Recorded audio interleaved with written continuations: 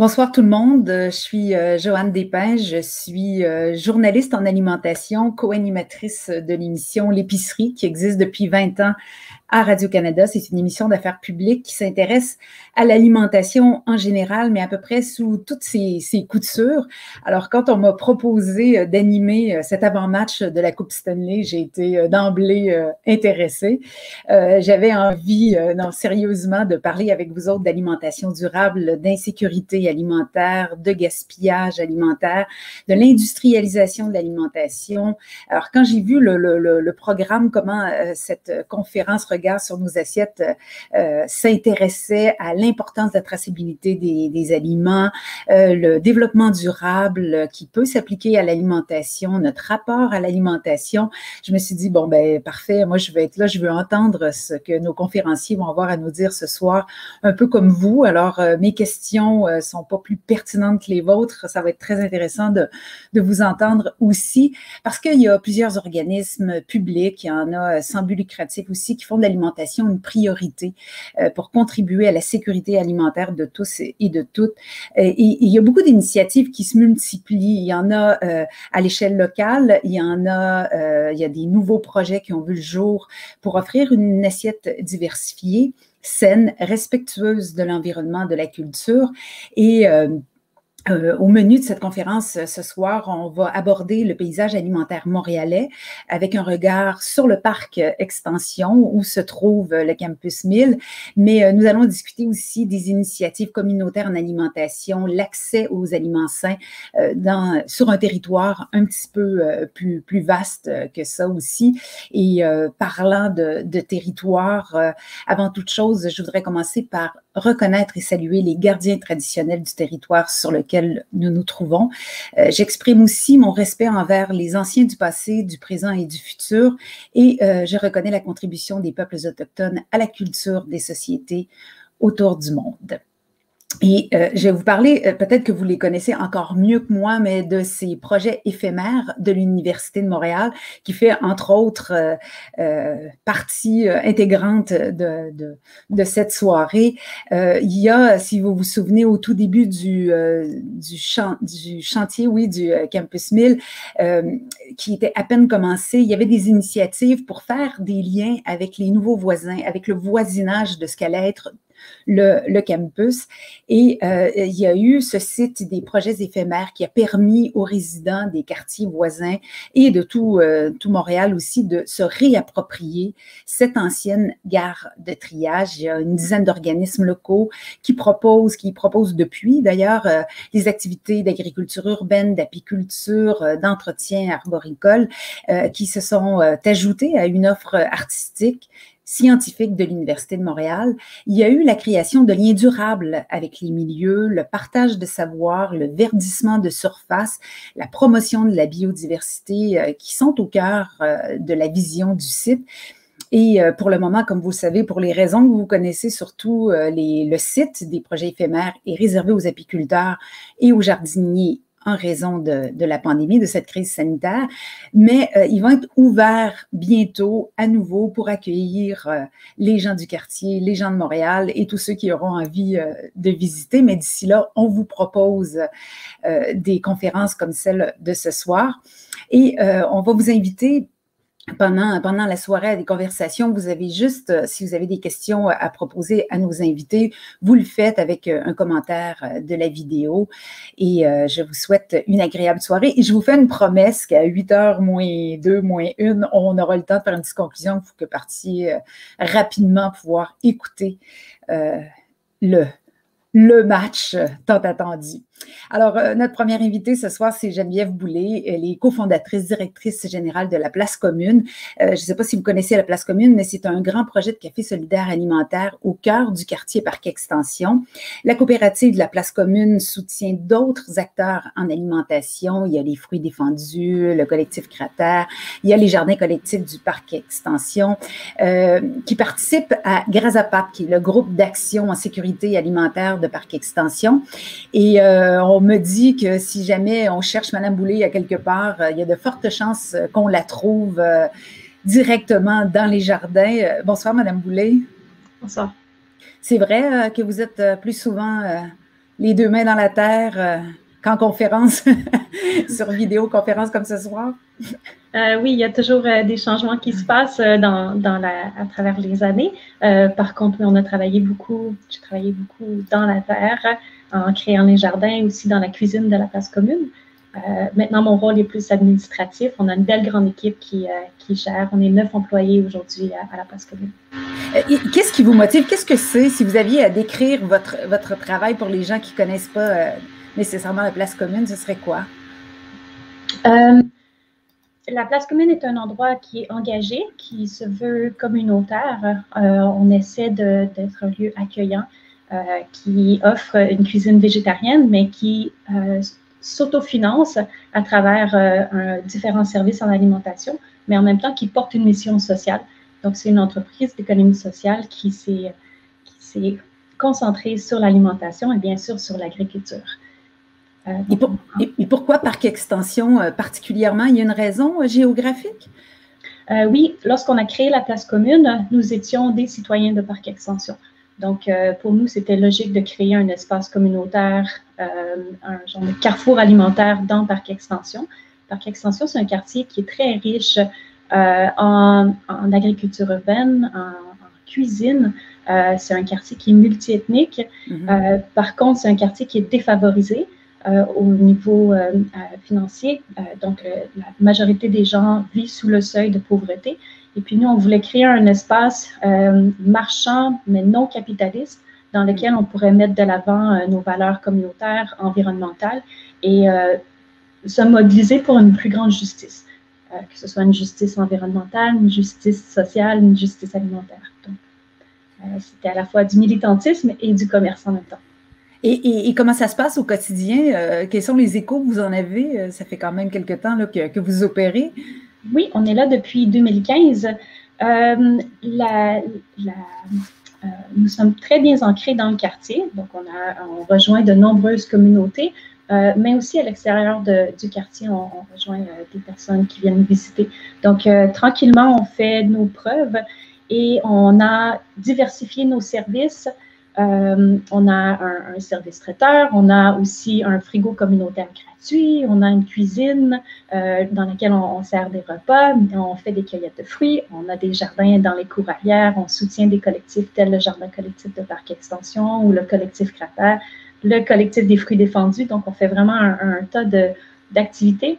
Et petit à petit, ces activités-là deviennent de plus en plus importantes à travers les années. Cette année, on a initié du glanage à l'extérieur de la ville. Ah oui. Donc, on va sur des fermes, on récupère les invendus ou les invendables et on les ramène dans Parc Extension et on redistribue à des banques alimentaires.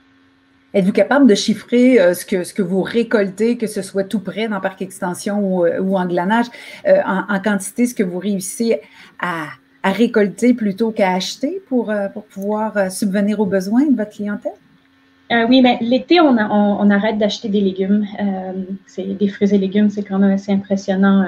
Ouais. Notre frigo et notre chambre froide est pleine. On parle de tonnes d'aliments. Donc, à chaque année, ça se multiplie, mais il y a beaucoup d'arbres fruitiers dans Parc Extension.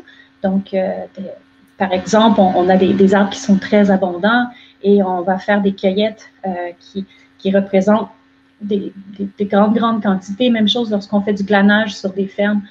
C'est des quantités qui dépassent les productions qu'on a dans notre jardin. Mais l'année passée, en 2020, on a eu 1 tonne et un petit peu plus d'aliments produits sur le campus Ville. Au campus Ville, direct. À 15 minutes de notre commerce, en milieu urbain, on a produit ça. Wow. Et l'hiver, qu'est-ce qui se passe?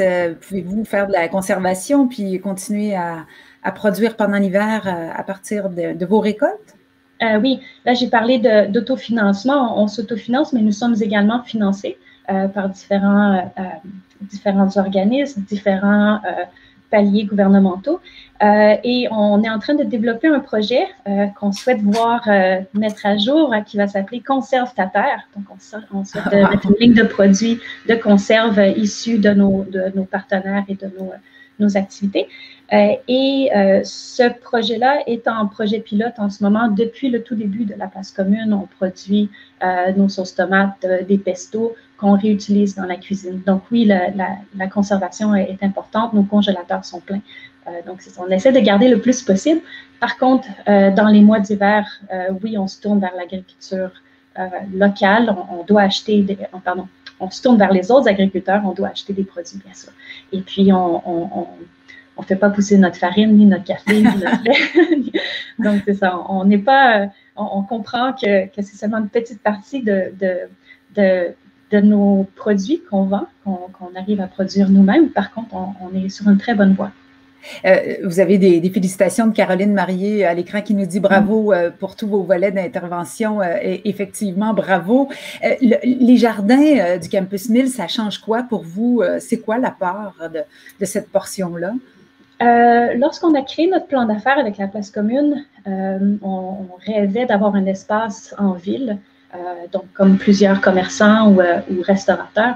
Et on a vraiment eu la chance d'arriver à cette fin-là. Au tout début, on louait une terre à Saint-Basile-le-Grand pour pouvoir produire des légumes pour emmener en ville. Puis ensuite, on a fait des liens tranquillement avec l'Université de Montréal et on est très, très fiers d'être partenaires et de pouvoir avoir un espace cultivable, très accueillant à 15 minutes du commerce. Donc, pour nous, c'est une chance en or. Souvent, les trajets se font, les légumes sont déplacés en vélo-remorque. Donc, c'est ça. C'est très intéressant de vivre cette expérience-là au niveau local et de créer des partenariats avec d'autres acteurs autour. On n'est pas les seuls au Campus 1000. Il y a vraiment beaucoup, beaucoup de partenaires. Donc, nous, on représente un des multiples partenaires qu'il y a. Puis, vous faites partie d'un groupe d'action en sécurité alimentaire dans Parc Extension. Comment ça se passe concrètement? C'est en lien avec tout ce que vous venez de nous raconter? Donc, on a créé un projet de solidarité alimentaire locale. Donc, on a créé un réseau dans lequel on fait plusieurs activités liées à l'alimentation, dont les cueillettes de fruits, les jardins dans les cours arrière, le glanage, les jardins au Campus 1000. À titre d'exemple, on a aussi notre frigo communautaire et on redonne aux banques alimentaires. Tout ça, ce réseau-là, il est soutenu grâce à un financement de la DRSP, la santé publique. Donc, je fais coucou à Caroline Marié.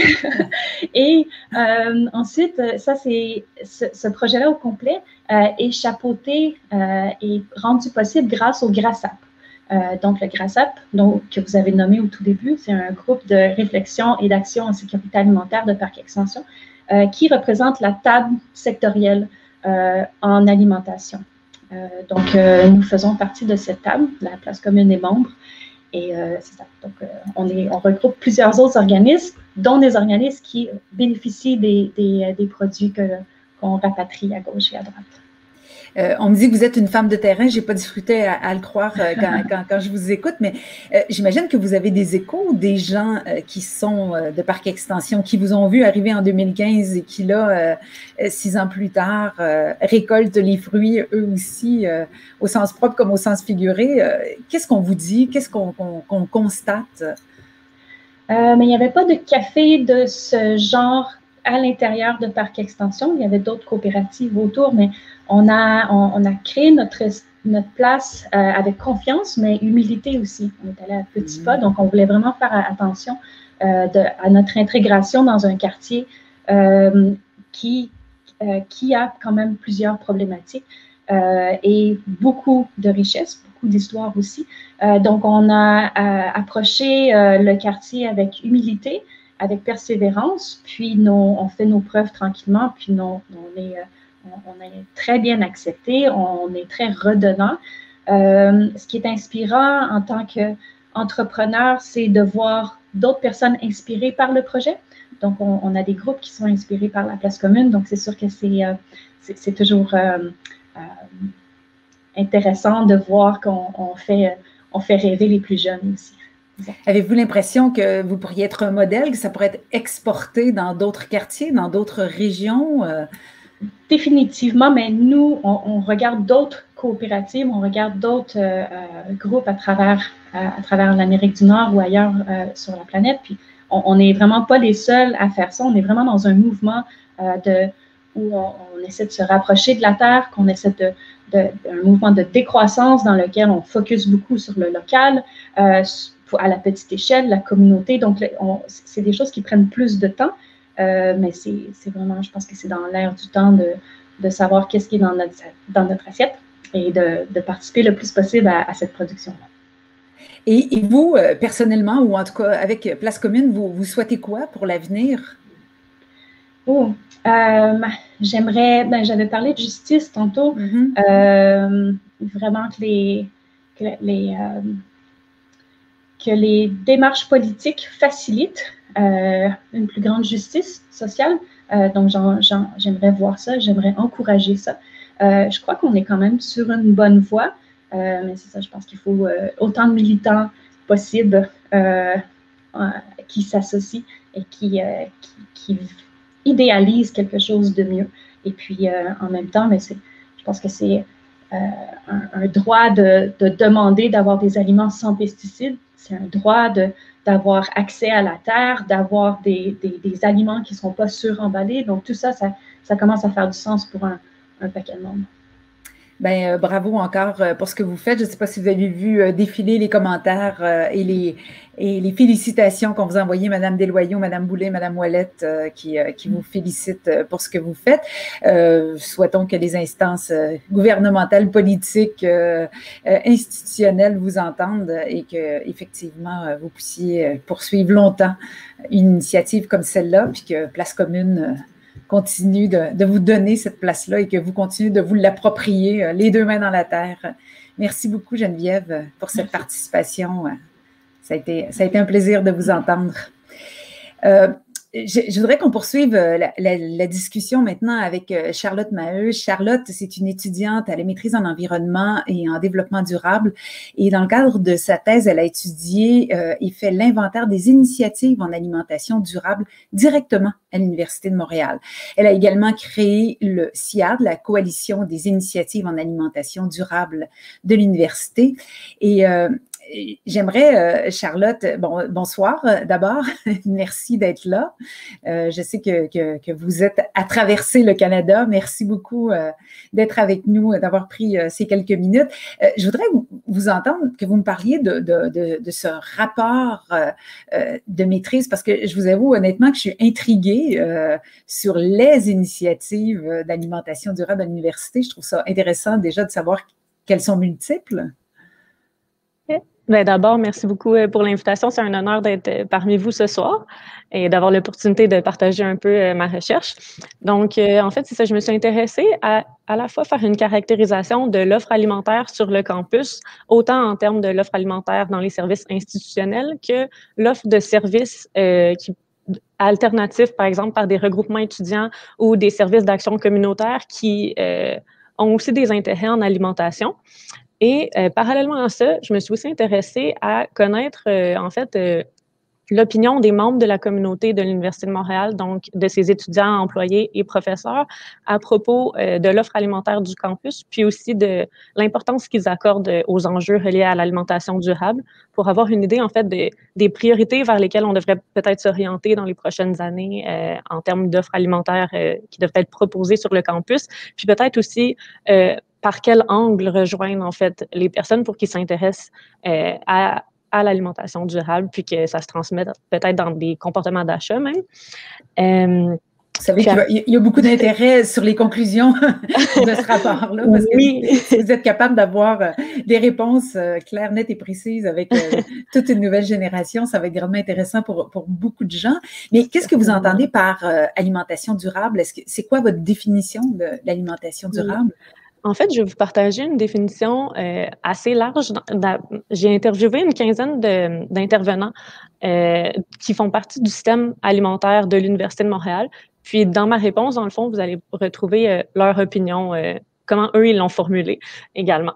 Donc, pour la plupart des gens, quand on parle d'alimentation durable, ce que j'ai trouvé très intéressant, c'est que non seulement on s'intéresse aux aspects environnementaux, en fait, de l'alimentation, donc des impacts de la production alimentaire, puis toutes des étapes de la chaîne de valeur, mais aussi dans une perspective de solidarité sociale, comment les rapports entre les êtres humains devraient s'organiser pour produire notre alimentation, puis la rendre accessible à toutes et à tous. Et donc, dans ma perspective, puis dans la perspective des différents intervenants de l'Université de Montréal, une alimentation va être durable si justement elle maximise des retombées positives sur les écosystèmes, mais également sur les êtres humains et même les populations animales qui participent en fait à nous nourrir. Et quand on parle d'accessibilité alimentaire aussi, c'est très important de considérer non seulement l'accessibilité alimentaire économique à tous et à toutes, mais l'accessibilité physique aux aliments sains. Donc, par exemple, en proposant des types de commerce zéro déchet, par exemple, ou d'aliments sains, bio, locaux, qui soient accessibles physiquement dans un rayon, une distance, dans le fond, accessible à tout le monde de marche, par exemple. Et encore aussi de l'accessibilité culturelle, ou donc d'offrir des aliments qui soient culturellement adaptés, puis selon les goûts et les préférences de chacun. Une accessibilité, je dirais même cognitive dans un certain sens, pour qu'on sache en fait c'est quoi qu'on mange, puis que tout le monde ait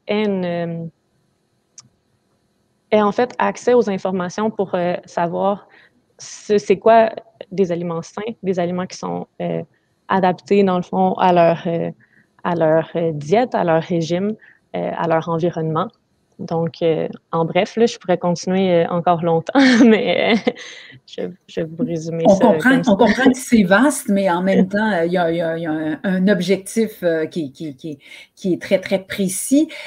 C'est quoi les conclusions, ou en tout cas, qu'est-ce que vous avez jusqu'à maintenant comme réponse à la fois de l'offre qu'il y a à l'université? J'ai vu un peu ce que propose le Campus Mid, mais qu'en pensent les étudiants? Qu'est-ce que vous avez eu comme réponse à vos questions? Ce qu'on a eu surtout comme réponse, c'est en ce moment, les gens sont très intéressés par la saine alimentation.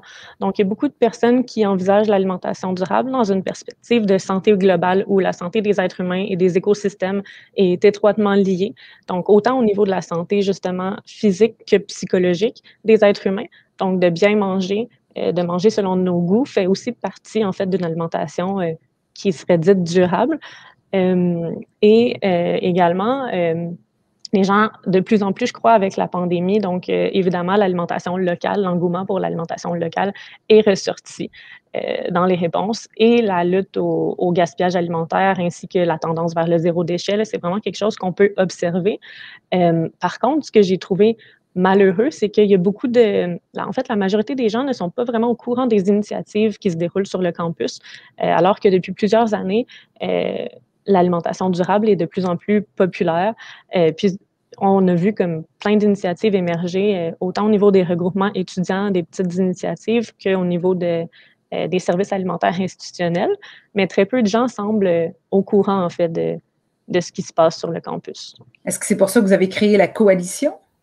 Oui, exactement. Donc, la Coalition des initiatives en alimentation durable, on l'a cofondé ensemble, un regroupement d'étudiants, surtout en nutrition, on voulait en fait rassembler toutes les parties prenantes. Donc, on s'est concentré au début avec les différents regroupements étudiants qui offrent des services en alimentation durable pour notamment voir comment on peut travailler ensemble pour faire de cet enjeu-là, des enjeux entourant l'alimentation, en fait, créer de l'engouement autour de ça, mais surtout aussi de la visibilité, parce que justement, il y a beaucoup de personnes qui vont, par exemple, être au courant qu'on a une banque alimentaire à l'Université de Montréal, mais ne sauront pas, parallèlement, qu'ils peuvent ou qu'ils pouvaient participer à une popote étudiante cuisinée en groupe, par exemple, ou aller au magasin d'aliments en vrac, qui est aussi tenu par un regroupement d'étudiants.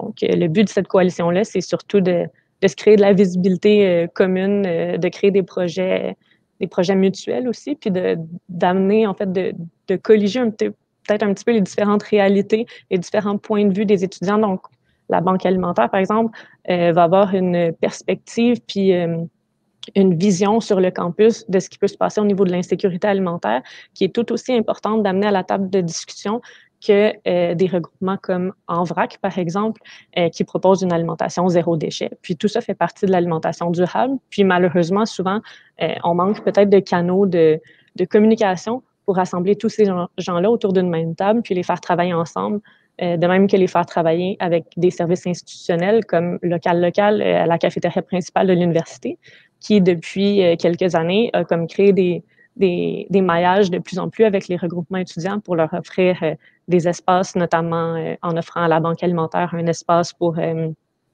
effectuer leur livraison.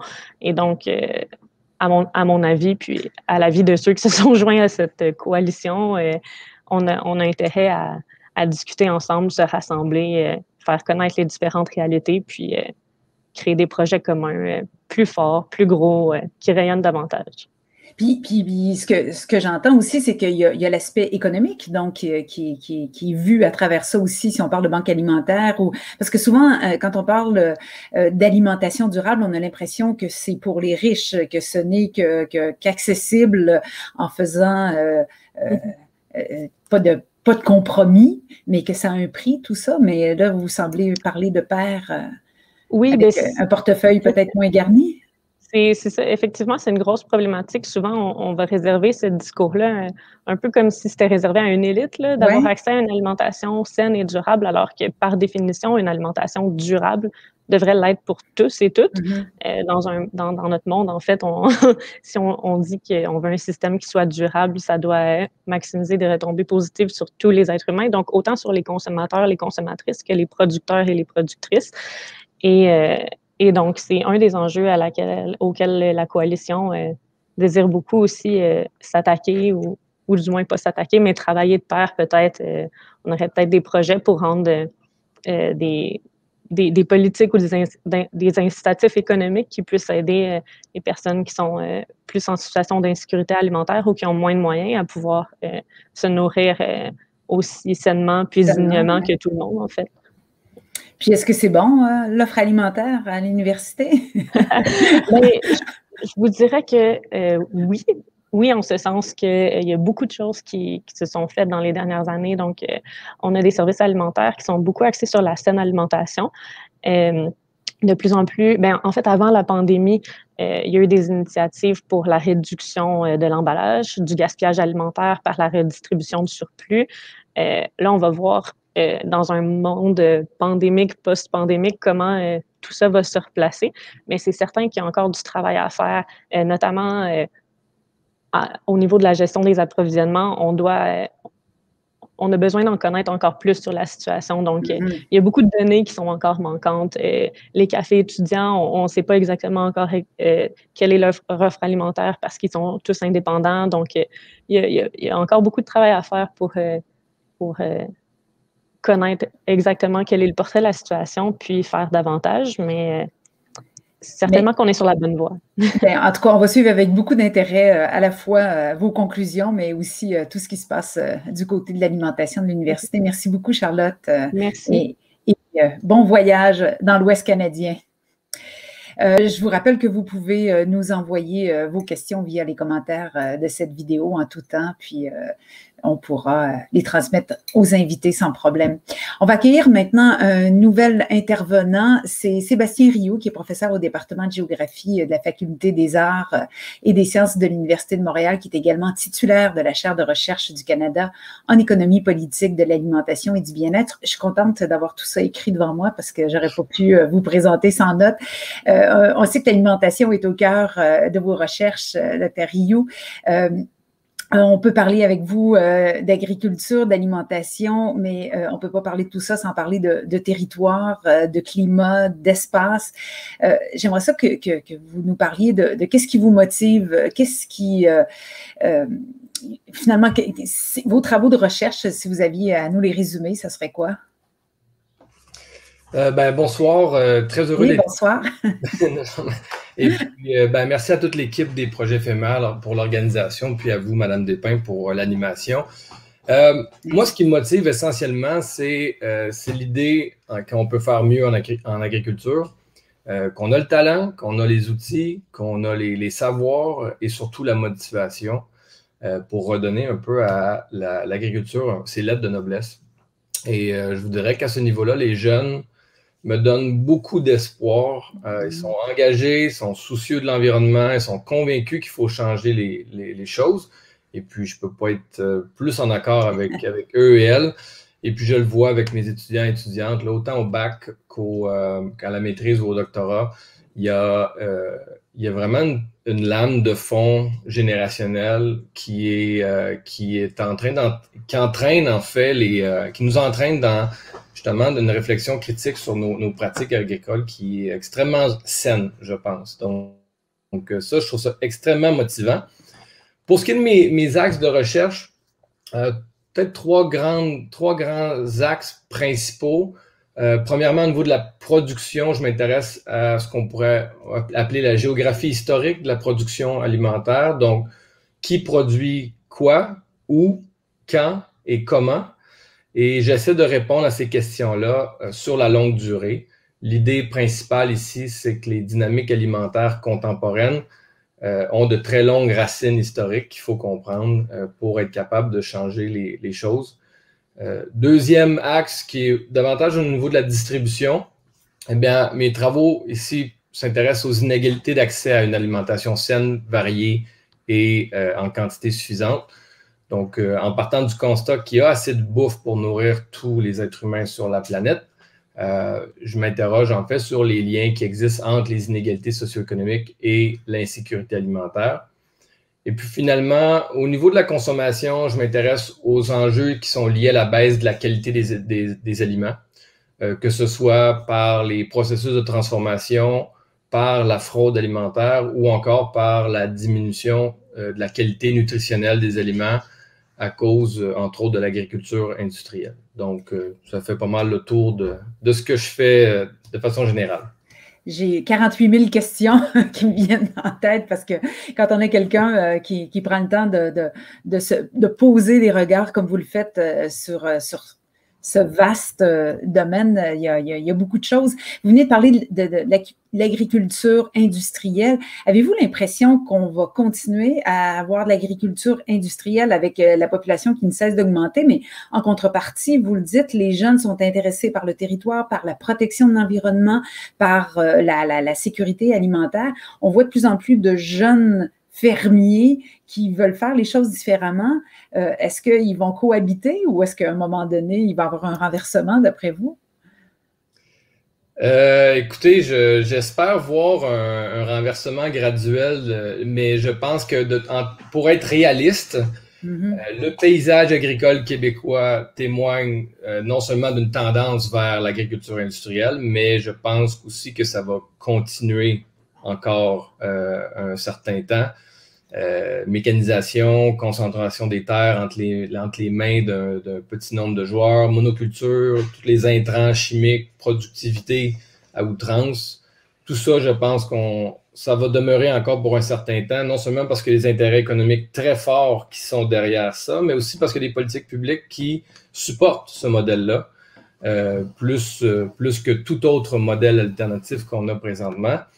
Et si vous vous promenez dans les campagnes du Québec ou vous prenez l'autoroute 20 pour aller à Québec, c'est essentiellement un paysage industriel au niveau de l'agriculture que vous allez voir de façon générale. Évidemment, il y a des nuances à faire parce que si vous êtes un producteur de grains, de producteur laitier ou un maraîcher, il y a des choses qui... ça peut être un peu différent, mais la tendance lourde, c'est vers la grande culture, disons. Mais vous avez tout à fait raison, on voit de plus en plus émerger un engouement pour les modèles alternatifs en agriculture, que ce soit l'agroécologie, les circuits courts, la souveraineté alimentaire, l'agriculture qui est soutenue par la communauté. Je pense que ces modèles-là vont continuer à gagner en popularité parce qu'il y a un soutien de plus en plus important. Mais je pense aussi qu'il va y avoir puis on le voit déjà avec l'agriculture dite biologique, mais je pense qu'il va y avoir une certaine tentative de récupération de ces modèles-là par l'agriculture industrielle. Est-ce que ça pourrait pas être ça qui pourrait sauver la donne? Parce que là, on l'a en pleine face, là, les changements climatiques. On voit l'impact que ça a au quotidien. Ça fait longtemps qu'on nous entend, mais là, on a juste à regarder ce qui se passe en ce moment dans l'Ouest canadien. C'est plus très loin de chez nous, là. Est-ce que cet impact-là fera pas bouger plus vite les industriels de ce monde pour justement peut-être imiter certaines pratiques qui se font chez les plus petits? Est-ce que c'est réaliste de penser ça ou c'est utopique? Ben non, je pense que le contexte d'aujourd'hui se prête bien à un argument économique pour faire une certaine transition, en tout cas pour certains grands joueurs. Je doute très fortement, par contre, qu'il y a là une solution au problème auquel on fait face. On le voit très bien avec la Californie et les grands producteurs en Californie qui se targuent de faire de l'agriculture biologique. Évidemment, ce sont des monocultures à n'en plus finir. Oui, c'est biologique, mais des coûts souvent, bon, d'une part, c'est basé sur des travailleurs migrants, soit d'Amérique centrale, d'Amérique du Sud, très peu payés, dans des conditions de travail souvent extrêmement difficiles, mais aussi sur une ponction aquifère extrêmement importante, donc une demande très forte pour l'eau. Il va y avoir et la main-d'œuvre, mais aussi on n'est pas dans des environnements très écologiques. Là. Donc, on ne parle pas d'agroécologie, d'agroforesterie, où est-ce qu'on a une multiplicité de micro-environnements qui travaillent ensemble justement pour redonner, au contraire, là, ce sont des monocultures. Donc, cette récupération-là, oui, elle peut aider à court terme à faire changer les choses et à montrer peut-être aux grands joueurs qu'il faut changer. Mais je pense que les changements qui sont nécessaires sont beaucoup plus profonds que simplement des transformations de surface comme ça. C'est étonnant aussi de voir qu'on a encore des monopoles malgré la pandémie qu'on vient de vivre. On a vu des impacts, que ce soit pour les abattoirs dans l'Ouest canadien, on l'a vu avec la grève d'Exceldor, on parle d'insécurité alimentaire, on parle de gaspillage alimentaire, puis pourtant, quand il y a un joueur qui rencontre un problème, c'est presque toute la chaîne alimentaire qui doit s'arrêter. Ça, est-ce qu'on comprend qu'il faudrait peut-être changer la donne?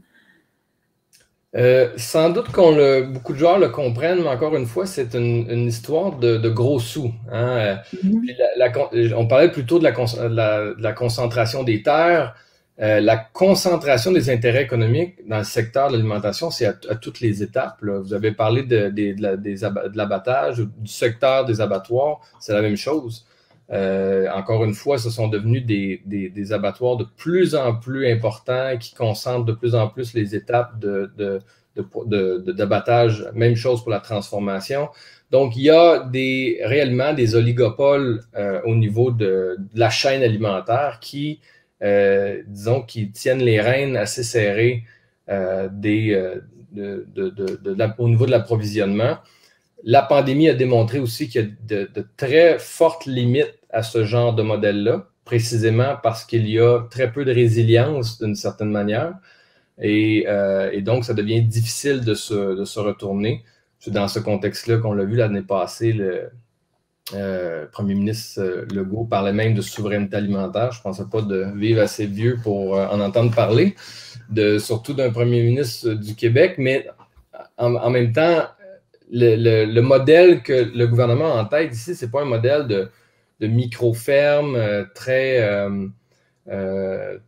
décentralisé, près de leur communauté. Là. C'est quand on parle de souveraineté alimentaire pour le gouvernement du Québec, puis les grands joueurs du secteur, ce qu'on a en tête, ce sont des fleurons, des grands fleurons québécois, des grandes fermes productives et qui essentiellement reproduisent ce modèle productif, ce modèle industriel, simplement leur production serait dédiée au Québec. Mais encore une fois, ça n'adresse pas tous les problèmes qu'on souligne avec les changements climatiques et puis plus largement la qualité des aliments et l'accessibilité. Bon, là, je vais passer en rafale des questions qui me viennent en tête. Il y a aussi Claire Lisotte qui nous dit « On nous offre plein d'aliments transformés avec peu d'informations. Par contre, il y a peu d'éducation sur l'alimentation de notre écosystème. Exemple, on a encore peur de manger nos propres champignons, des croyances. Comment faire autrement? » Ben, c'est un excellent point, c'est une excellente question. En fait, c'est vrai que pour une province et pour un pays qui est aussi ancré dans une histoire agricole qui est en fait très récente, là, la plupart d'entre nous, là, c'est 1 à 2 générations où on retrouve les racines agricoles. Évidemment, il y a un manque d'information. Disons que le gouvernement canadien sur toute la question de l'étiquetage a toujours été extrêmement frileux, entre autres à cause justement du lobby des grandes entreprises qui veulent quand même qu'il y ait le moins d'informations susceptibles de vous décourager d'acheter certains produits. Oui, la question des produits transformés, je veux dire, la plupart d'entre nous, là, vous lisez une boîte de biscuits ou quoi que ce soit, puis vous pouvez peut-être identifier 3-4 ingrédients. Après ça, c'est une liste. Il faut avoir des études en chimie ou autre, là, ou peut-être en bio, mais ça reste que oui, il y a un manque d'éducation de façon générale.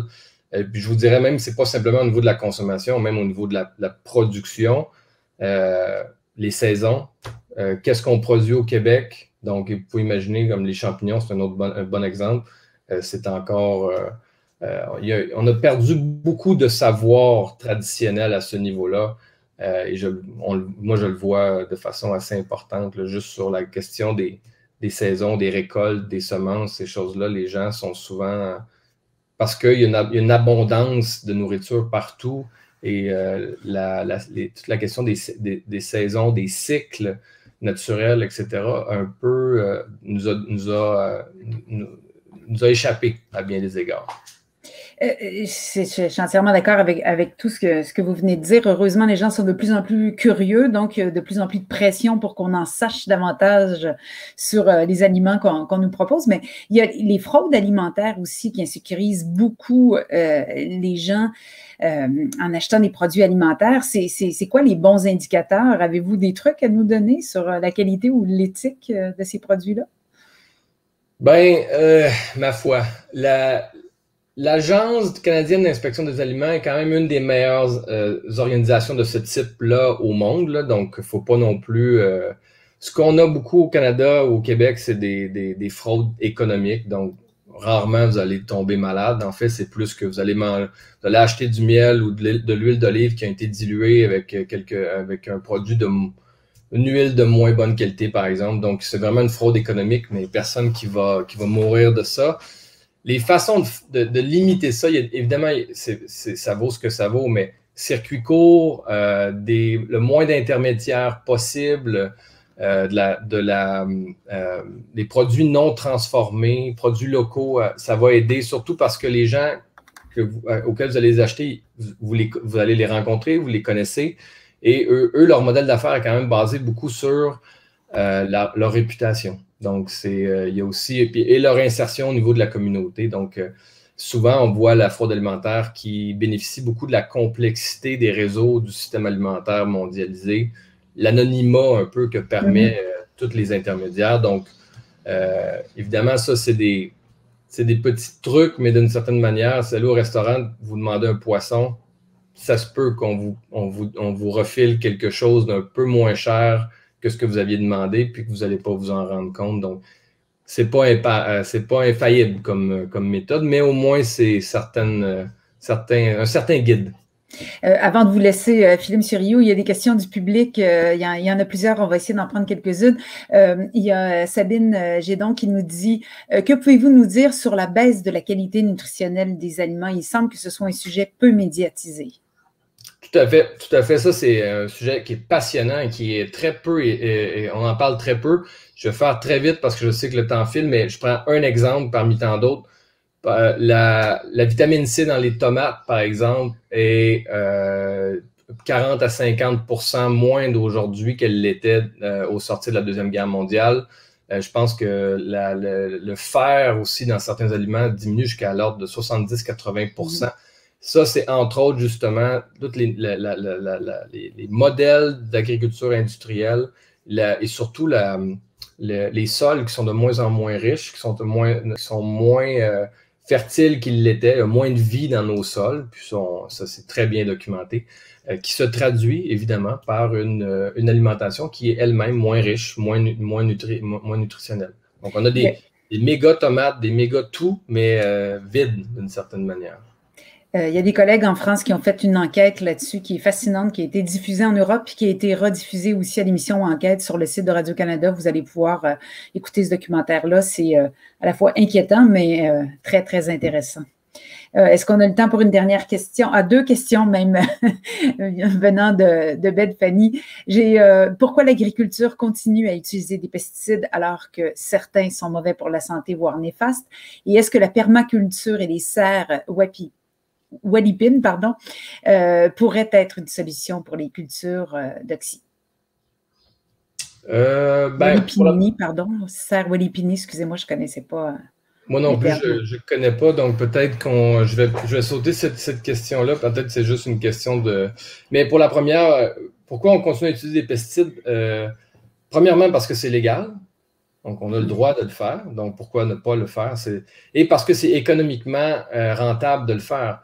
Si vous êtes un agriculteur, puis au Québec, là, ça a été très bien documenté d'ailleurs avec le lanceur d'alerte qui a sur, j'oublie son nom, ma foi. Louis Robert, voilà. À deux, on l'a. Mais c'est documenté que même si on n'a pas besoin de mettre, par exemple, des pesticides, on va en mettre au cas où. Parce que de toute façon, ça fait partie du modèle d'affaires. On a déjà prévu les coûts et on aime mieux en mettre juste au cas où il y aurait une attaque d'insectes ou quoi que ce soit, que de ne pas en mettre et là de devoir subir des pertes. Donc, tout le modèle agricole, le modèle économique, là, justement, au niveau de la rentabilité et ces choses-là, pour les engrais, c'est la même chose, est basé sur certains modèles qui vont être respectés, même si, en fait, on n'en a pas besoin la plupart du temps, comme en fait Louis Robert l'a très bien dit.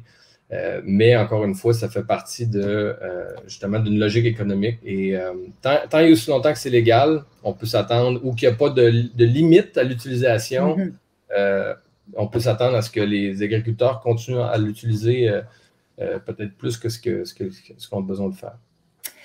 C'est fascinant de vous écouter, professeur Rioux. Merci beaucoup d'avoir pris ces quelques minutes pour nous consacrer et nous transmettre votre savoir en partie. Merci beaucoup, au plaisir. Merci à vous. On va terminer cette soirée avec une nutritionniste de profession qui est titulaire d'un doctorat en santé publique. Geneviève Mercil est professeure au département de nutrition de la Faculté de médecine de l'Université de Montréal.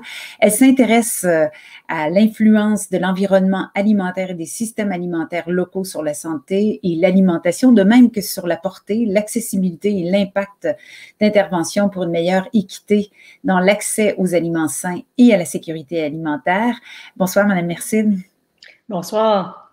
Alors, comme vos expertises sont différentes et sont différents aussi des autres conférenciers de ce soir, j'aimerais vous demander, qu'est-ce qui vous motive, vous, à justement approfondir aussi? C'est un peu la question qu'on a posée à tout le monde ce soir, mais c'est ce qui nous fascine aussi dans vos champs d'intérêt.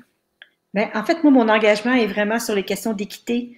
Au niveau de l'alimentation, fait que tout mon programme de recherche porte sur l'alimentation des populations vulnérables, donc sur les inégalités sociales de l'alimentation, donc l'insécurité alimentaire, par exemple, qu'on a tellement parlé pendant la pandémie. Donc, je m'intéresse beaucoup à cet aspect-là. Je m'intéresse aussi à comprendre les pratiques alimentaires des gens, donc des populations vulnérables dans leur milieu de vie et comment c'est difficile pour eux, comment c'est une course à obstacles juste pour avoir accès à des aliments sains quand nos conditions de vie sont difficiles. Donc, de comprendre mieux ça d'une part pour pouvoir mieux intervenir d'autre part. Puis en même temps, toutes les interventions au niveau des communautés. Donc, tu sais, les communautés proches. Donc, Sébastien est à l'échelle macro, notre intervenant précédent. Moi, je suis vraiment à l'échelle micro, donc à l'échelle des milieux de vie. Fait que je travaille beaucoup des projets de recherche en collaboration avec les directions de santé publique, des organismes communautaires, des organismes philanthropiques aussi là qui s'investissent là justement dans ces fameuses initiatives là qui essaient de pallier ou de c'est ça, de pallier à l'insécurité alimentaire ou de la soulager à tout le moins. Donc, puis d'essayer de voir est-ce qu'il y a des pratiques prometteuses là-dedans qui pourraient être mises à l'échelle, par exemple.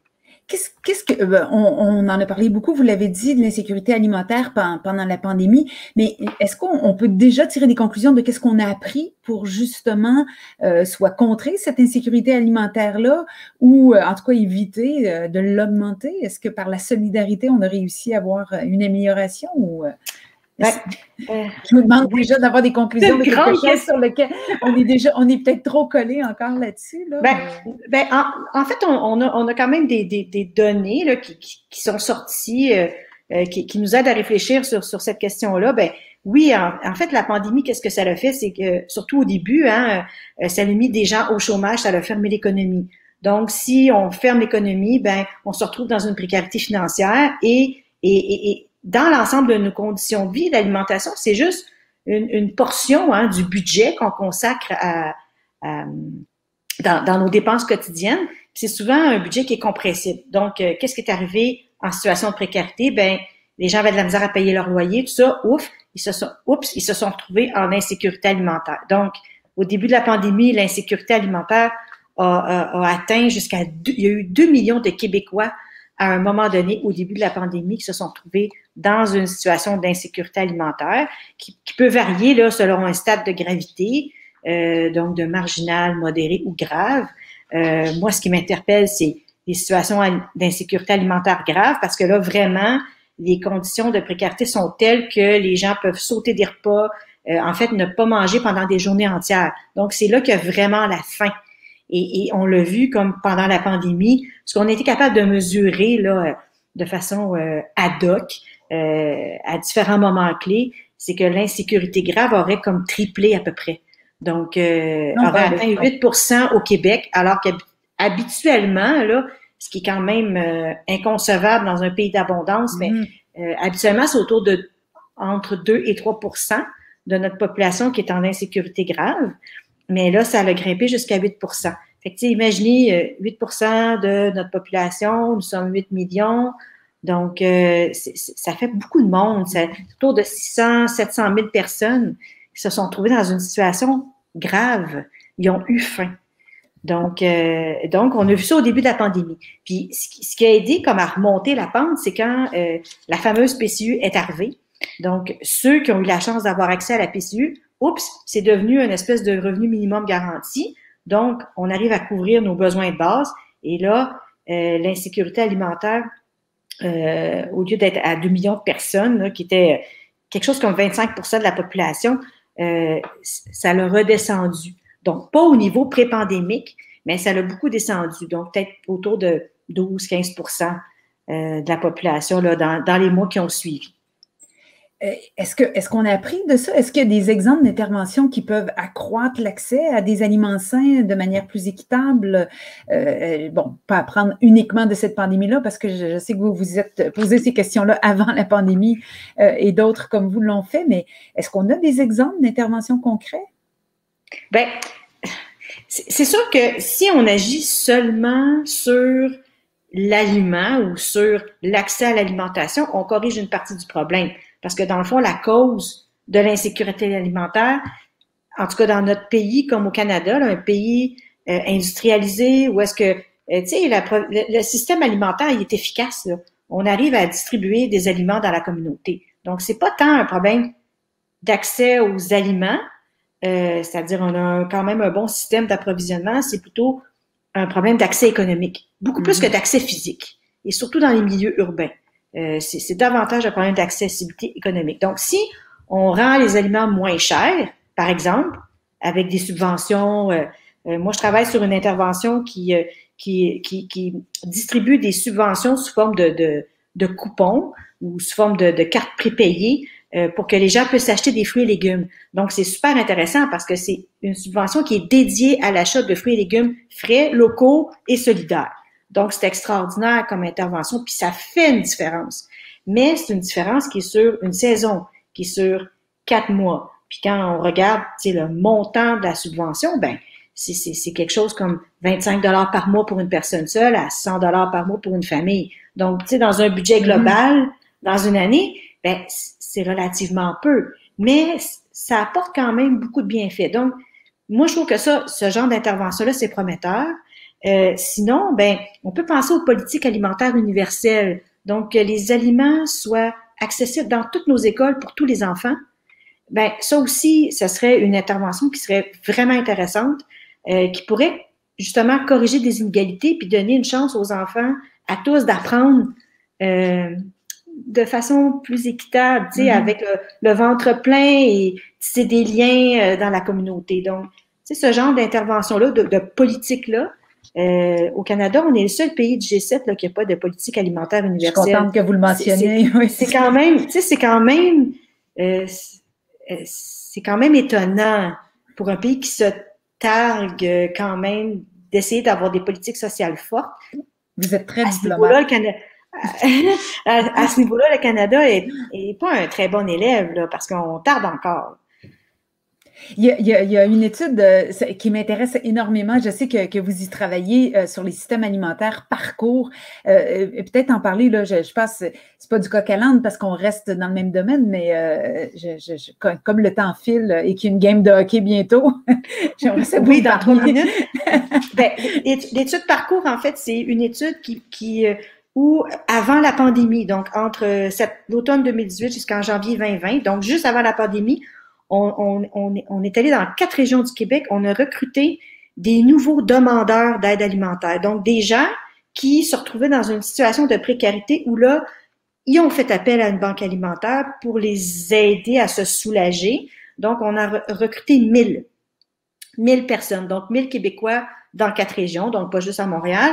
Puis, donc, les données qu'on a avant la pandémie, c'est que, dans le fond, qui sont ces premiers demandeurs-là? Ben, c'est pas étonnant, c'est que les gens, quand ils se rendent dans une banque, c'est qu'ils ont faim, puisque presque la moitié de nos 1000 participants, ce sont des gens en insécurité alimentaire grave. Donc, avant de se retrouver dans une banque alimentaire à demander de l'aide, ils ont épuisé toutes sortes de ressources, ils ont utilisé toutes sortes de stratégies. Donc ça, c'est une donnée qui nous a choqués. Et que vraiment ils sont dans une situation extrêmement précaire. Les revenus sont pour la grande majorité en bas de 20 000 $ par année, ce qui est rien. Beaucoup en bas de 10 000 $ par année. On pense à l'aide sociale des personnes seules dans ce cas-ci. Puis ça, autant en milieu rural puis que urbain, mais la situation est plus dramatique, je dirais, dans les milieux ruraux. Peut-être parce qu'ils ont moins accès à des services, peut-être que les gens hésitent plus longtemps aussi à demander de l'aide parce que dans les petits milieux, tout le monde se connaît. Donc il y a ça aussi. Bon, là, je fais des hypothèses. On va pouvoir le vérifier. Mais nous, notre objectif, c'est justement de suivre sur 2 années de plus. Donc, nos 1000 participants, qu'est-ce qu'ils deviennent? Puis, est-ce que le fait d'avoir fréquenté des ressources d'aide alimentaire ou mais qui fait pas juste de l'aide alimentaire, mais des ressources alimentaires aussi un peu plus alternatives. Donc, où est-ce qu'on a toutes sortes d'activités là pour développer des compétences, avoir un meilleur accès. Donc, est-ce que les personnes qui ont fréquenté ce type de service-là semblent s'en sortir mieux? Pas juste au niveau de leur alimentation, mais au niveau de leur réinsertion sociale, par exemple, ou de leur santé physique et de leur santé mentale. Juste d'avoir un contact, peut-être même des fois, avec ces gens-là, ouais. Oui, puis en même temps, c'est, quand on pense aux banques alimentaires, on pense, bon, ils font du don d'aliments. Mais la majorité des organismes ne font pas que du don d'aliments. Ils font tellement d'autres choses. C'est vraiment un filet de sécurité sociale là, qui sont dans nos milieux de vie, qui sont mal financés. Qui sont fragiles eux aussi et qui essaient de tenir à bout de bras les plus vulnérables d'entre nous et faire en sorte qu'ils se sortent d'une situation de grande précarité. Madame Mercil, merci infiniment d'avoir participé à cette soirée, de faire cette étude-là qu'on va suivre les conclusions en espérant que effectivement toutes ces ressources soient devenues essentielles et utiles pour les gens qui vont les avoir fréquentées. Je voudrais remercier aussi tous les gens qui étaient là ce soir pour écouter cette conférence, remercier les gens du Campus 1000. Merci d'avoir été des nôtres, d'avoir participé en grand nombre, et on espère que cette conférence-là va avoir piqué suffisamment votre curiosité pour les différents aspects de votre assiette, mais aussi pour revenir entendre d'autres conférences. L'équipe du 1000 vous donne rendez-vous à la fin du mois de juillet pour une conférence sur l'apiculture urbaine. Ce sera toujours en ligne. Restez à l'affût sur la page Facebook. Vous allez avoir toutes les informations. Et j'espère que vous êtes encore là parce que la game commence dans quelques instants. La joute de hockey. Bonne soirée tout le monde. Merci beaucoup d'avoir été là. À bientôt.